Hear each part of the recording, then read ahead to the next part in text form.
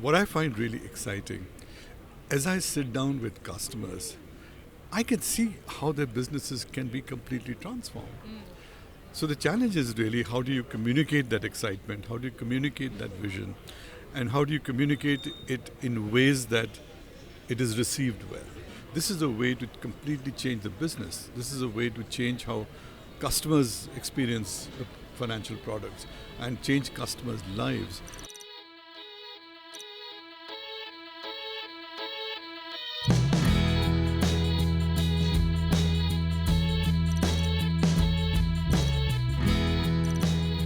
Hello everyone, welcome back to the AI Grind. I am live here today from CogX 2019 and I'm joined by our lovely friends from Bridgeweave, Akshaya Bhargava, who is the founder and chairman, and Bruce Keith, who is the COO. Welcome, gentlemen. We are so happy to have you. So you two have such an interesting background and are really thought leader extraordinaires when it comes to everything financial services and specifically wealth management. So I really want to hear from you all. Where do you think the market is headed? You know, I think the market is at a very interesting point where earlier AI used to be buried inside an organization, a department within the technology group. Now you see front office people talking to us about AI. In fact, as Bridgeweave, we focus completely on the front office, almost completely on the front office, completely on B2B, and completely on wealth and asset management. And we are seeing so many interesting opportunities, so many interesting openings. There are, when you go in, we talk to a customer, many times it's like being a kid in a candy store. I'd echo that. I think one of the issues customers have just now is there are just so many AI, so many fintech businesses around. It's difficult for them to really pick up the ones that are going to make a difference to their business. And one of the things that we're seeing is as you approach a customer, you can see they're going through in their minds a whole filter process to try and figure out where you're going to fit. And actually, I talked about it. Our focus is all about revenue and revenue growth. And if we can deliver that for a customer, we think that's something different. But, you know, just to add to that, it's not that life is without challenge. There are real challenges. I think underlying data is a huge challenge. Banks, financial services companies have a ton of data on a ton of customers, but it is very rarely ready for an AI application. There are organizational hurdles. Many times you don't have the right kind of leadership. So these are real problems that we encounter as well. Thank you for bringing up problems. What other challenges, other than AI-ready data, what other big challenges or inhibitors are both your customers facing and also other fintech leaders in the space? See, in my view, this is a leadership challenge. This is new technology. Nobody knows what exactly it can do. We can hypothesize, we can conjecture, we can project, but it hasn't been done yet. In fact, I like to say that there is nothing artificial about artificial intelligence. It actually handles real problems, touches real people, handles real products, and so on. So it's quite real in my mind. I have found there are three kind of mindsets and roles that are needed for an AI project to be enormously successful. I call the first one the imaginator. It needs somebody with imagination to connect dots that don't exist and be able to say, this is really interesting. Can I apply this somewhere? I'll give you an example. I was talking to somebody in UCL, University College of London, and I came across a music app where, based on your choices, they create a playlist and embed it inside Spotify. Now, why could you not do that for investments? That's what I mean by imagination. The second thing is you need an evangelist, somebody to communicate it, to convince the broader organization and get people on board. And finally, you need what I call the terminator, somebody who gets things done, who finishes what he starts, and executes a project to perfection. But I'll let Bruce add to that because he's seen customer examples where you don't have either of them, and even though they want to do things, they struggle. Just to add to that, I think that you don't necessarily need the most senior leader to have any or all of those things, but those things must exist in the team that sits around the projects.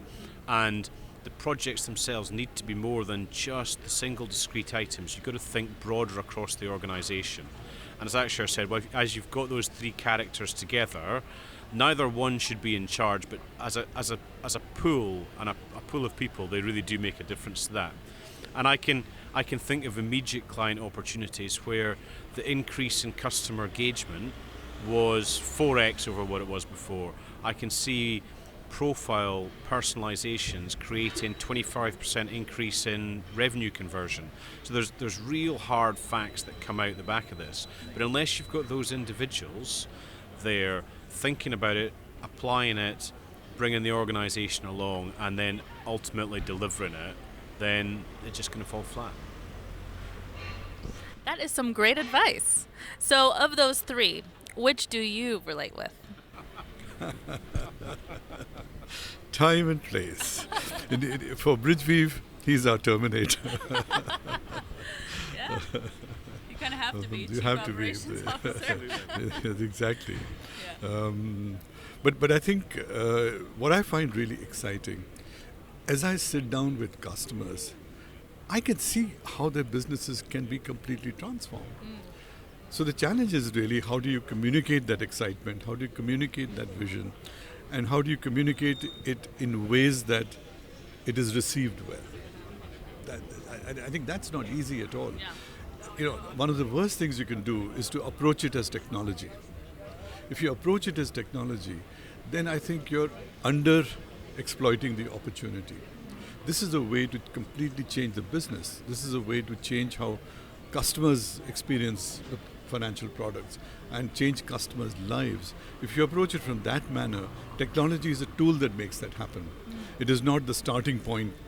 So, one of the worst things you can do is fall in love with AI as technology and then try and do something AI, anything, it doesn't matter as long as it is AI. Yeah. Those kind of things don't work.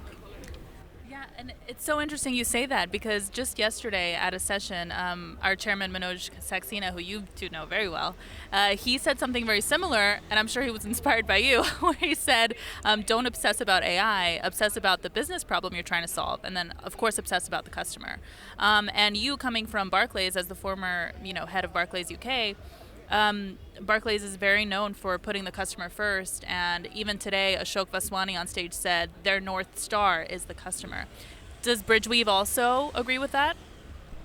In fact, that's all we do. In fact, sometimes we've had people asking us, where is the AI?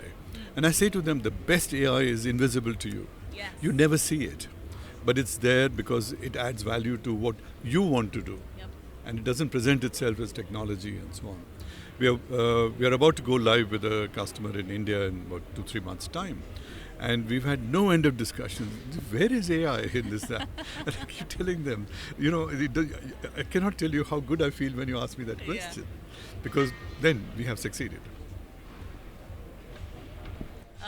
That is such an interesting point. And our Chief Science Officer, Dr. Joydeep Ghosh, he mentioned this.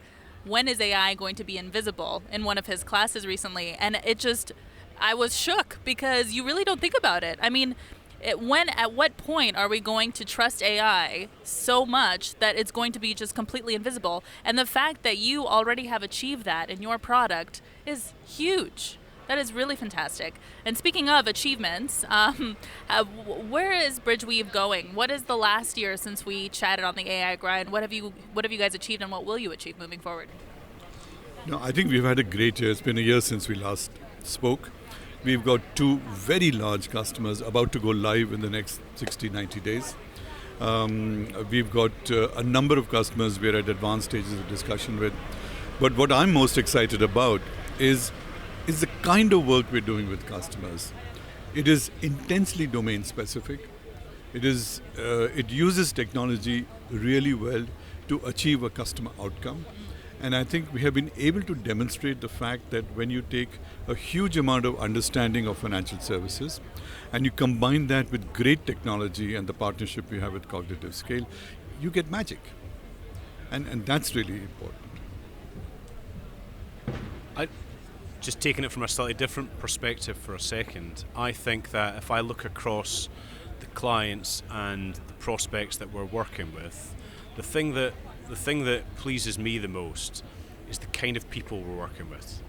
And it really comes back to that whole piece, that finding that imaginator at the outset. And when you find that individual in an organisation and you get the first project rolling from there, you can absolutely see the knock-on effect and the impact that it can have on the business in a really, really positive sense. So when I think about the last year and I think about the people we've met and the people we're working with, I think that's really been a big piece for me. That's lovely. And we're really excited to be partnering with you, of course, and so excited to see what Bridgeweave will do. It's one of the most amazing apps, I think, just ever. And really excited how it's going to totally disrupt the financial services market. So thank you both so much for your time. It's a pleasure, as always. Thank you. Thank you for watching the AI Grind. If you want to stay up to date on AI trends, be sure to subscribe and follow us on LinkedIn, Twitter, and Facebook. We're also available on podcasts, so check us out on iTunes and Spotify. And remember, you and AI will change the world.